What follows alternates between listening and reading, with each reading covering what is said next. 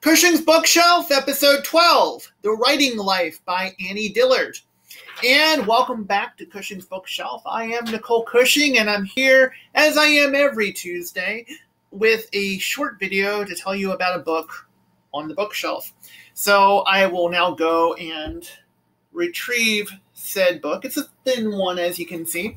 And I picked this up at Half Price Books on Friday night, just kind of on the lark. And read it in a few days. Just finished it, and I'm torn about this book. I'm undecided. No, I won't say I'm undecided. I think it's uneven. How about that? That's a better way of putting it. It's presented as one kind of coherent whole with chapters, and I don't really think that's accurate. I think it's best to look at this as an essay collection, because there's not a whole lot of continuity between the chapters. And the essays at the beginning, I think, were very powerful. And as somebody who doesn't outline ahead of time, who does the whole fly by the seat of your pants thing, as some people call us pantsers, or discovery writers is another term. I found it very validating because she works from that same perspective. And when she's talking about her writing, I could relate to it, and her description of her writing without outlining helped illuminate my own process, if that makes any sense. So that part I liked. I liked a lot. I thought parts of it were brilliant.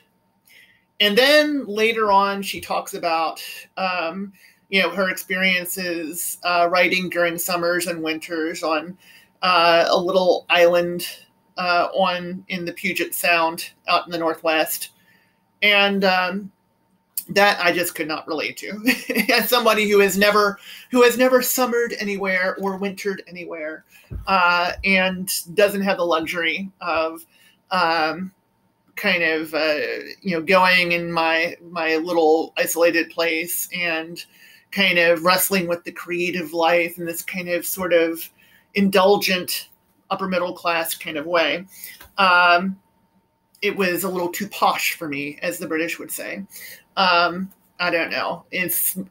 I have too much blue collar in me to kind of throw up my hand and say, oh, I have this vast expanse of sea in front of me, and it's an metaphor for the artistic process. And it's just kind of like, you know what?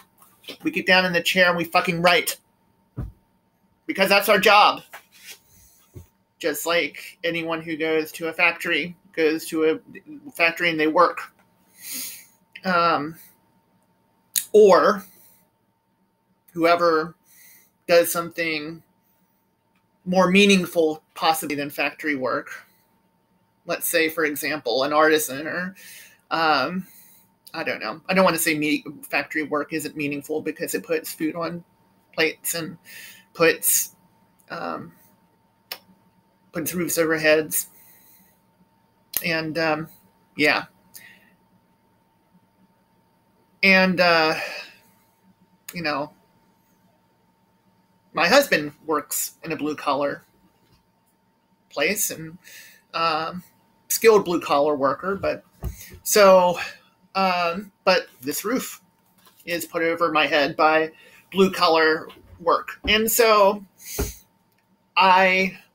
there's this whole kind of aspect, and maybe I'm reading too much into it. I completely am willing to put that forward, but it just seems to me like, she comes across in the latter chapters as one of these nice little ladies who, writes and just has had a life free from a lot of disruption, possibly. Maybe that's not the case. But one of these nice ladies who talks on NPR or something like that, nice upper middle class lady who is deeply concerned about all the right things to be deeply concerned about. And, but writes in a way that is passionless in parts of the book. and because she is passionless, or comes across to me as passionless in some of those parts, it's unconvincing. Or the passionate part is directed at subjects that I cannot connect with authentic passion.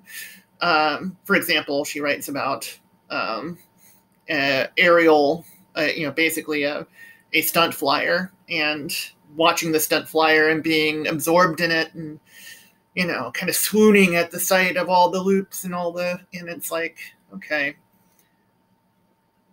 I've seen air shows, but I haven't necessarily connected with them at that level. So anyway, I probably come across as deeply judgmental, but you will get honesty, if nothing else here. So The Writing Life by Annie Dillard, a mixed verdict.